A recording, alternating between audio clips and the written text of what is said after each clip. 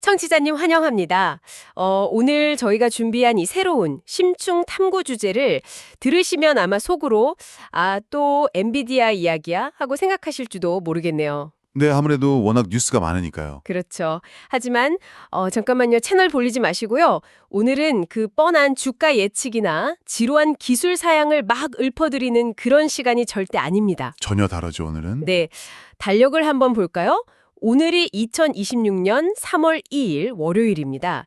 지금 우리는 인류 역사상 가장 급진적인 기술혁명하고 21세기 들어서 가장 위험한 지정학적 위기가 정면으로 충돌하는 그야말로 전례 없는 폭풍의 한가운데 서 있거든요. 맞습니다. 아주 거대한 흐름이죠. 그리고 이 모든 거대한 흐름이 교차하는 그 폭풍의 눈에 바로 엔비디아가 있습니다. 그래서 오늘 저희가 청취자님을 위해 월가와 증권가에서 방금 막 나온 아주 따끈따끈한 두 건의 2026 엔비디아 심층 분석 리포트를 가져왔습니다. 네, 아주 흥미로운 자료들이죠. 시장에 막 넘쳐나는 수많은 소음들 사이에서 올 하반기 글로벌 자본시장과 기술 패권의 지형도를 완전히 뒤바꿀 결정적 단서들을 쏙쏙 뽑아내는 것이 오늘 저희의 미션입니다. 준비되셨죠? 네, 정말 흥미진진한 여정이 될 것 같습니다. 현재 시장 상황부터 좀 짚고 넘어가는 게 좋겠네요. 네, 지금 주가 상황이 꽤 다이나믹하잖아요. 그렇습니다. 지난 1월에 191달러까지 치솟으면서 기세를 올리던 엔비디아 주가가 지금 3월 초 현재 181달러 선으로 꽤 조정을 받고 있어요. 여기서 주목해야 할 흥미로운 점은요. 지금의 이 하락세가 엔비디아라는 기업 자체의 실적이나 펀더멘탈에 어떤 치명적인 문제가 생겨서가 아니라는 사실입니다. 기업 내부 문제는 아니다. 네, 오히려 거대한 외부 지정학적 변수들에 의한 심리적 위축, 그러니까 거시경제의 파도에 흔들리고 있는 것에 가깝죠. 우리가 오늘 이 리포트들을 통해서 가장 먼저 파악해야 할 것은 과거에 그저 게임용 그래픽카드나 만들던 단순한 하드웨어 제조사가 어떻게 오늘날 리포트에서 명명한 AI 경제의 중앙은행이라는 막강한 지위에 오르게 되었는지 그 구조적 배경을 완벽하게 이해하는 겁니다. AI 경제의 중앙은행이라 진짜 찰떡 같은 표현이네요. 그 구조를 이해하려면 아무래도 과거의 데이터를 돌아보는 것만큼 확실한 게 없겠죠? 자, 그럼 하나씩 풀어볼까요? 네, 좋습니다. 제가 이번 리포트에 그 과거 데이터를 분석한 부분을 보면서 진짜 입이 떡 벌어졌는데요.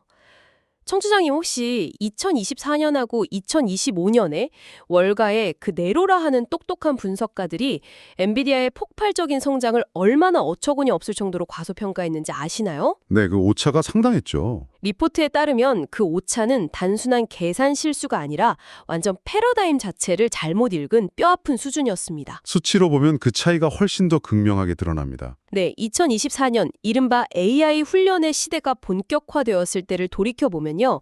당시 월가 전문가들이 내놓은 평균 연말 목표가가 액면분할 환산 기준으로 고작 80달러에 불과했습니다. 80달러면 지금 보면 정말 터무니없는 숫자죠. 제 말이요. 그런데 실제 종가는 어땠습니까? 무려 82.7%나 상회한 146달러 20센트를 기록해버렸습니다. 매출액도 마찬가지예요. 월가는 950억 달러를 예측하면서 이 정도면 엄청난 호실적이다 이렇게 칭찬했는데 뚜껑을 딱 열어보니 1305억 달러라는 경이로운 숫자가 나와버렸죠? 네, 시장이 완전히 뒤집어졌죠, 그때. 도대체 엑셀 수십 개 띄워놓고 매일 시장만 분석하는 그 똑똑한 사람들이 왜 이렇게 번번이 그것도 수백억 달러 규모로 틀렸던 걸까요? 그 예측 실패의 근본적인 원인은 분석가들이 시장을 바라보는 렌즈 자체가 완전히 잘못되어 있었기 때문입니다. 렌즈가 잘못되었다고요? 네, 당시 월가는 GPU 수요를 과거의 그 전통적인 데이터 센터 서버 교체 주기처럼 아주 선형적으로 계산했어요. 구글이나 마이크로소프트가 기존 서버 한 대를 바꿀 때마다 칩 몇 개가 들어가겠구나. 이런 식의 일차원적인 접근이었던 거죠. 과거의 공식에 그냥 대입을 한 거군요. 맞습니다. 하지만 실제 대규모 언어 모델, 즉 LLM이 학습하고 진화하는 방식은 그들의 선형적 예상을 완전히 산산조각냈습니다. 리포트에서 언급한 그 지수적 임계점 이야기군요. 네, 정확합니다. 청취자님 이게 무슨 말이냐면요. AI 모델의 매개 변수 크기가 10억 개에서 1000억 개, 그리고 조 단위로 기하급수적으로 커지면서 예전처럼 하나의 AI 클러스터에 칩 수백 수천 개가 들어가는 게 아니라 수만 개의 GPU가 통째로 한꺼번에 투입되는 그 특이점을 돌파해버렸다는 겁니다. 네, 게다가 2024년 6월에 단행된 10대 1 주식 액면 분할은 기관 투자자들뿐만 아니라 개인 투자자들의 진입 장벽까지 대폭 낮추면서 엄청난 유동성 프리미엄을 더해버렸죠. 아, 유동성 폭발도 한 몫을 했네요. 그렇습니다. 월가의 낡은 계산기 안에는 이런 지수적 폭발이나 개인 투자자들의 유동성 유입 같은 변수가 아예 싹 빠져 있었던 겁니다. 선형적 사고로 지수적 성장을 재단하려 했다니 오차가 크게 날 수밖에 없었네요. 그런데 2025년 이른바 블랙홀 칩 사이클이 시작될 때도 시장에 엄청난 공포가 있지 않았나요? 네, 엄청났죠. 루머가 정말 많았습니다. 저도 생생히 기억납니다. 그 수능식 쿨링 설계가 너무 복잡해서 서버가 녹아내린다느니 대만 TSMC의 선단 공정 수율에 문제가 생겨서 대량 생산이 지연될 거라느니 온갖 루머가 난무했잖아요. 네, 그래서 그때 목표가도 150달러에서 180달러 박스권에 갇혀서 옴짝달싹 못했고요. 맞아요. 그때 분위기 정말 살벌했거든요. 하지만 엔비디아는 그 위기를 단순한 언론 플레이나 해명이 아니라 철저하게 시장이 굴복할 수밖에 없는 실적으로 정면 돌파했습니다. 숫자로 증명한 거군요. 여기서 엔비디아의 천재적인 전략이 빛을 발하는데요. 그들은 단순히 연산용 칩 하나를 덩그러니 파는 게 아니라 네트워킹 장비와 자체 소프트웨어가 완벽하게 결합된 시스템 전체를 파는 전략으로 아예 게임의 룰을 바꿔버렸습니다. 아, 블레웰이 이전 세대인 호퍼 대비 추론 성능을 10배나 향상시켰다는 게 바로 그 포인트죠. 성능이 10배나 좋아지니 빅테크 기업들 입장에서는 기존 장비를 유지하는 게 오히려 엄청난 손해인 상황이 되어버렸고요. 네, 결국 기업들의 AI 장비 도입을 반강제적으로 이끌어낸 셈입니다. 대단하네요, 정말. 그 결과 엔비디아의 데이터 센터 매출 비중이 전체의 90%를 훌쩍 넘어서면서 과거 그래픽카드 회사의 DNA를 완전히 지우고 완벽한 AI 인프라 권력으로 탈바꿈했습니다. 아, 그래서 2025년 4분기에 결국 주가가 186달러 50센트로 마감하면서 월가가 그어놓았던 박스권 최고 상단을 보란듯이 뚫어버린 거군요. 네, 그 명백한 증거가 바로 그 숫자죠. 결국 펀더멘탈과 숫자로 월가에 뺨을 때린 거네요. 여기서 정말 흥미로운 부분이 등장합니다.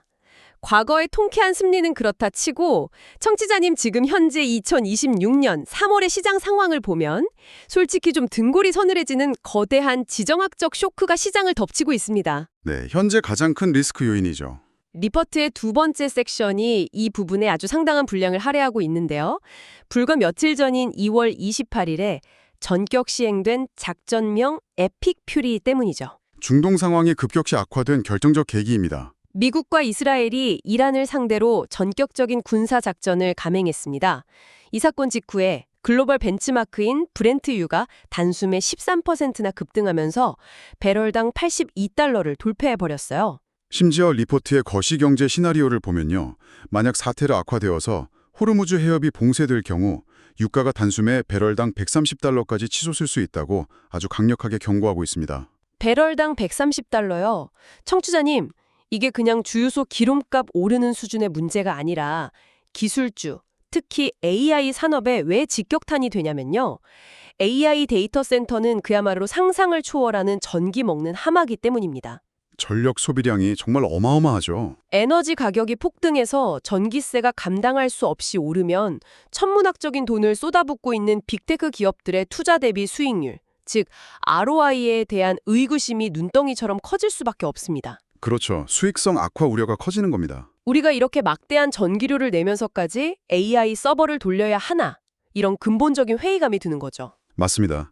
그런데 이 지점에서 저희가 청취자님들께 리포트의 관점에 대해 꼭 짚고 넘어가야 할 아주 중요한 부분이 있습니다. 아, 네. 어떤 부분이죠? 저희는 원문 리포트에 담긴 2026년 지정학적 상황, 즉 미국과 이란 분쟁 같은 이슈들을 사실 기반으로 전달할 뿐입니다.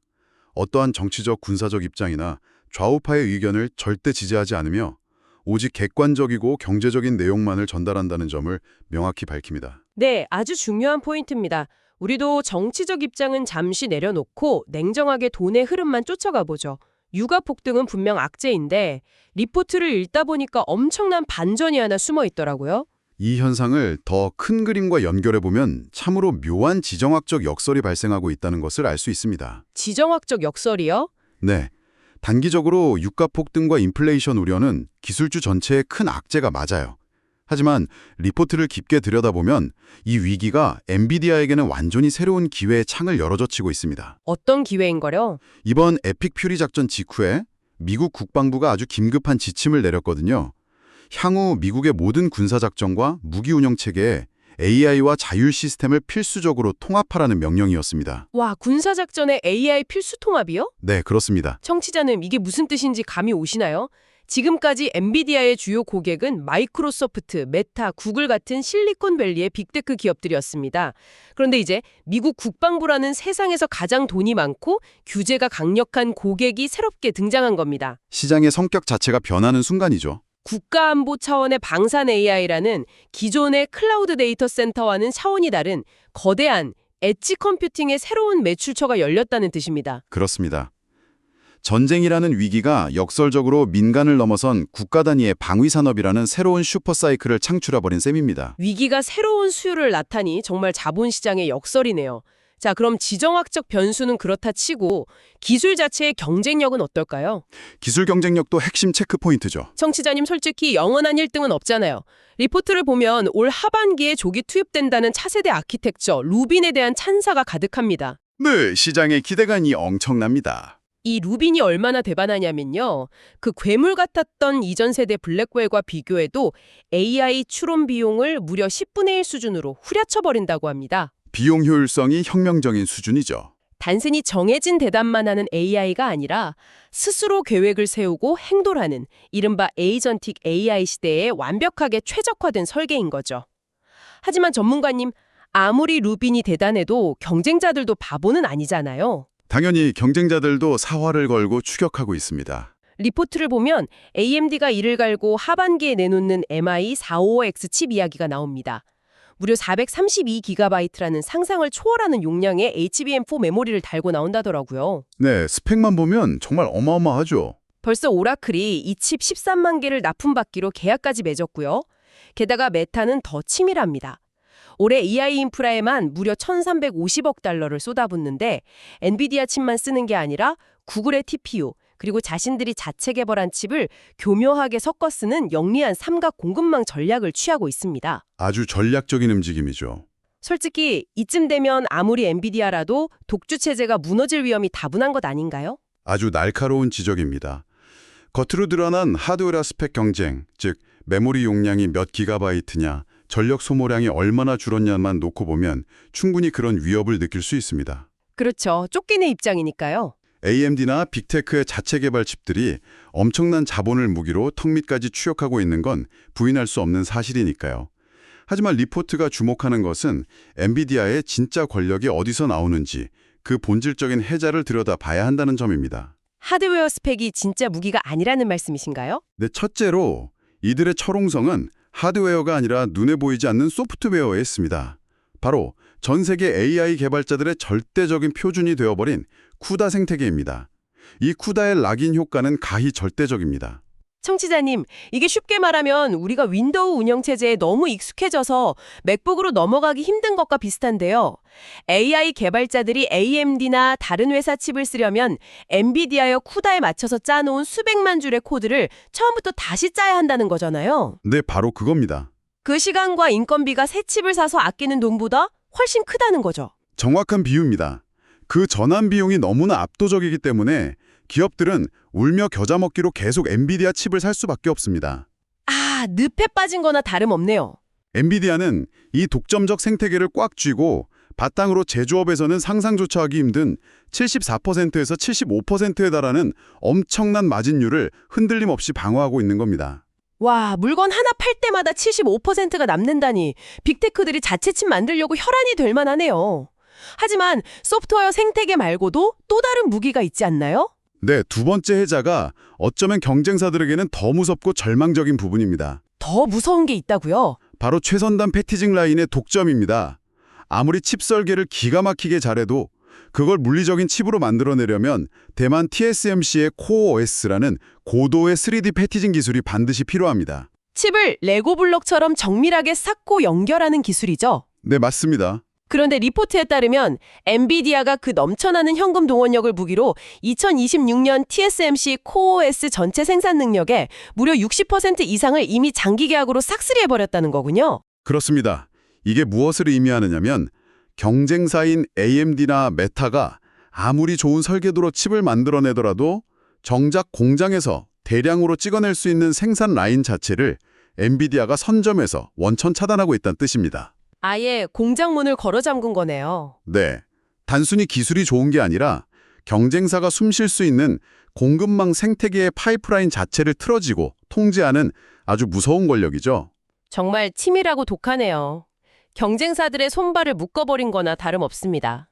자, 그럼 이제 시선을 칩 경쟁에서 벗어나서 2026 하반기 자본시장 전체의 거대한 돈의 흐름으로 한번 넓혀보겠습니다. 자본시장 흐름도 아주 중요하죠. 청취자님, 올해 하반기 월가를 뒤흔들 유례없는 메가 IPO 사이클이 도래한다는 사실 알고 계셨나요? 자본시장 입장에서는 정말 역사적인 한 해가 될 텐데요. 네, 기업 가치가 무려 1.5조 달러로 평가받는 일론 머스크의 스페이스X를 필두로 약 1조 달러 가치의 오픈 AI, 그리고 5천억 달러 규모의 엔스로피까지 그야말로 입이 떡 벌어지는 우주 및 AI 거인들이 줄줄이 주식시장 상장을 준비하고 있습니다. 규모가 상상을 초월하죠. 그런데 리포트를 읽다 보니까 이 축제 같은 분위기가 엔비디아 주가에는 오히려 양날의 검이 될 수 있다고 분석하더라고요. 네, 단기적인 수급 측면에서는 그렇습니다. 청취자님, S&P 500 같은 지수를 추종하는 거대한 패시브 펀드들을 한번 생각해 보세요.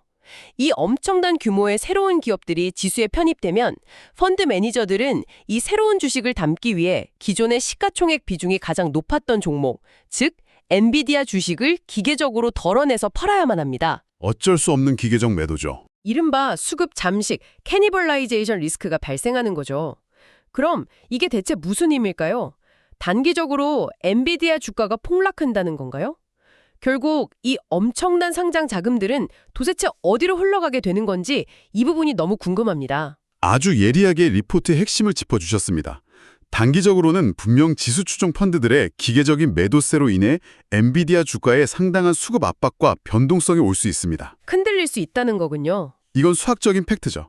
하지만 이 수천억 달러에 달하는 상장 자금의 최종 종착지를 한 걸음 더 깊이 추적해보면 아주 놀라운 수급의 순환 구조를 발견하게 됩니다. 돈의 꼬리표를 따라가 보자는 거군요. 네, 오픈AI나 엔스트로픽 같은 거대 AI 기업들이 성공적인 IPO를 통해 시장에서 막대한 현금을 거머쥐게 되면 그 돈으로 배당을 주거나 은행에 얌전히 넣어둘까요? 절대 아니겠죠. 당장 투자를 하겠죠. 절대 아닙니다.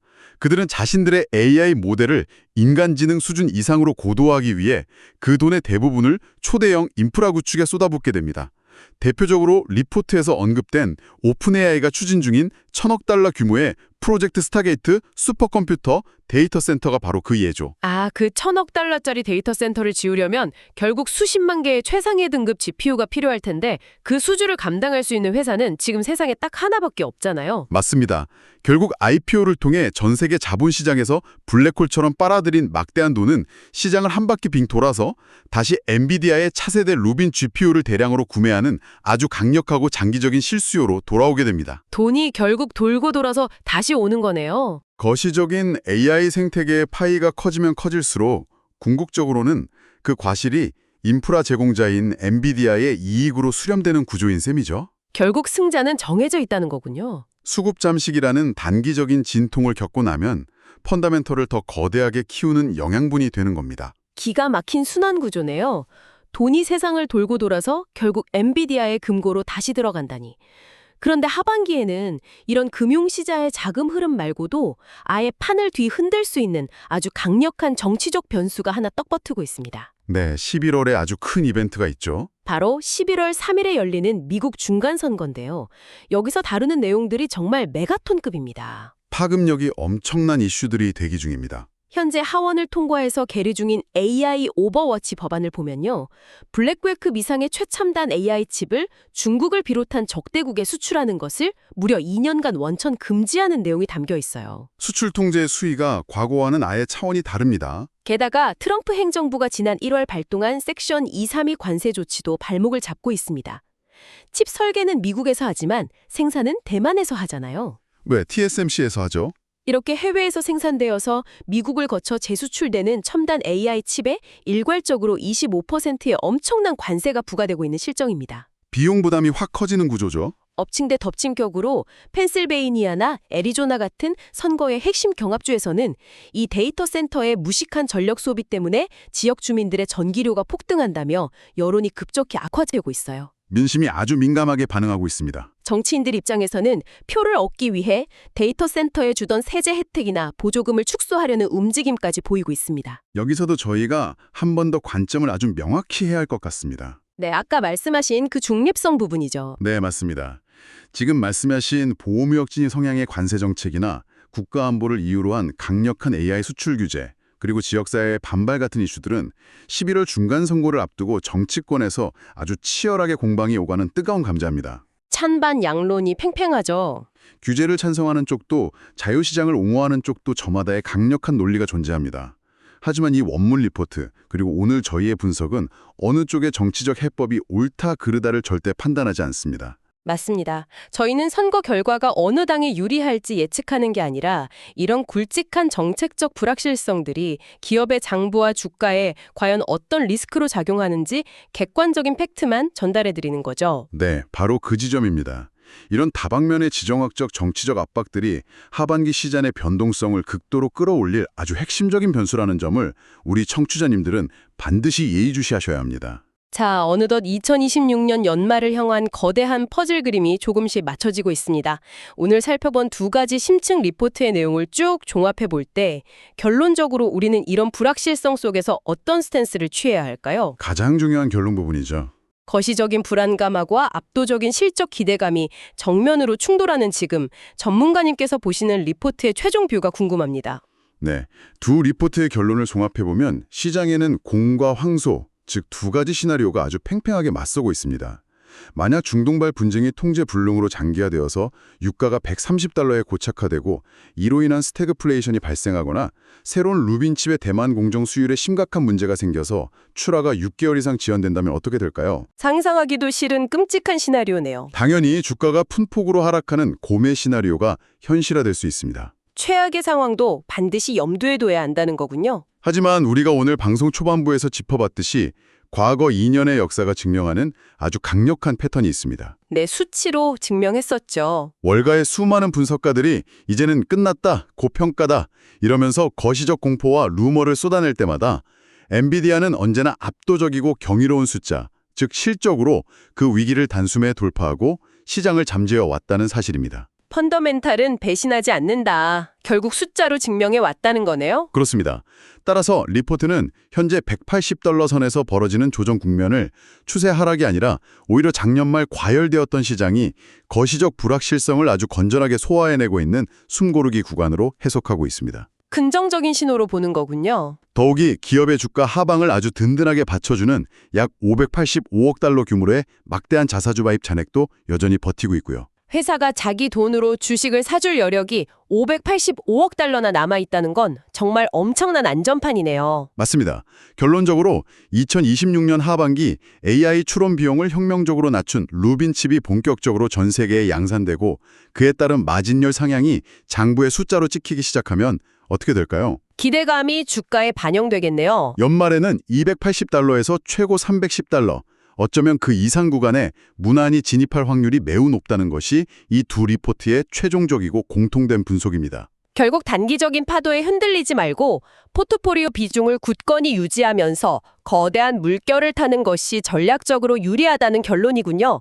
청취자님 어떠셨나요? 많은 생각할 거리를 던져주는 내용들이었죠. 오늘 이 복잡하게 얽혀있는 중동의 지정학적 위기부터 월가 분석가들의 뼈아픈 예측 실패, 대만 TSMC의 최선단 패키징 라인의 독점 기술, 그리고 하반기를 뒤흔들 조단위 메가 IPO 사이클의 이면까지 하나하나 차근차근 뜯어보니까 머릿속 원계가 싹 거치는 기분입니다. 저도 구조가 명확히 보이는 것 같습니다. 결국 오늘 우리가 파헤친 이 깊이 있는 지식들이 우리 청취자님의 투자 포트폴리오를 비바람 속에서도 더욱 단단하게 만들고 이 변화무쌍한 기술 패권의 시대를 바라보는 해상도를 4K를 넘어서 8K급으로 선명하게 높여주었을 거라 확신합니다. 네, 올바른 지식이 최고의 방어막이죠. 뉴스에서 떠드는 단기적인 변동성에 두려워하면서 일희일비하기보다는 시장의 기저를 꿰뚫고 있는 거대한 구조 자체를 이해하는 것이 왜 이토록 중요한지 오늘 명확히 증명된 것 같네요. 전적으로 동의합니다.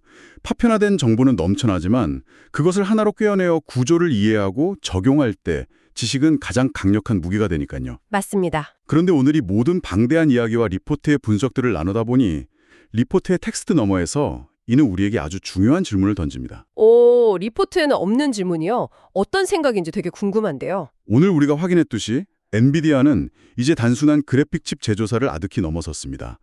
전 세계 AI 경제의 중앙은행 역할을 자처하고 있죠. 네, 완전히 다른 차원의 기억이 됐죠. 심지어 미국 국방부의 가장 핵심적인 군사 파트너가 되어가고 있으며 역으로 AI 오버워치 같은 법안을 통해 국가안보 수준의 강력한 규제와 통제를 동시에 받는 상황에 이르렀습니다. 참 아이러니한 상황이네요. 그렇다면 청취자 여러분, 오늘 밤 한번 깊이 상상해 보시길 바랍니다.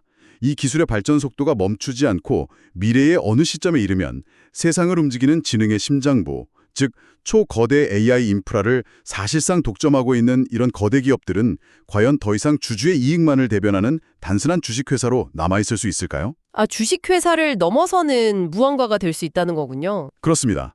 혹시 인류 전체의 생존이나 국가의 안위가 달린 문제 때문에 결국 국가 권력이 직접 개입하고 통제해야만 하는 거대한 글로벌 공공재로 변모하거나 아니면 그 자체로 국가와 맞먹는 막강한 권력을 행사하는 제2의 주권 국가처럼 그 형태와 본질이 완전히 진화해버리는 것은 아닐까요? 단순한 투자의 관점을 넘어서 인류 사회의 구조적 관점에서 청취자 여러분은 어떻게 생각하십니까? 와, 주식회사를 넘어선 제2의 주권 국가라. 우리가 투자하는 이 첨단 기술이 단순히 우리 계좌의 잔고를 불리는 것을 넘어서 먼 미래의 인류 사회와 권력의 구조 자체를 송두리째 뒤흔들 수 있다는 엄청난 화두네요. 오늘 방송이 끝나고 청취자님 스스로 꼭 한번 커피 한 잔과 함께 깊게 음미를 볼 만한 훌륭한 철학적 질문인 것 같습니다. 네, 꼭 한번 생각해 보시면 좋겠습니다. 오늘 저희가 준비한 치열하고 밀도 높은 지식의 여정은 여기까지입니다. 넘쳐나는 소음과 정보 속에서 오늘 저희와 함께한 이 심층 탐구의 시간이 청취자님만의 예리한 통찰력을 한 단계 끌어올려주는 즐거운 지적 탐구의 시간이 되잡기를 진심으로 바랍니다. 저희는 다음번에도 세상에 숨겨진 맥락을 짚어내는 더 새롭고 놀라운 지식으로 청취자님을 찾아오겠습니다. 함께해 주셔서 감사합니다.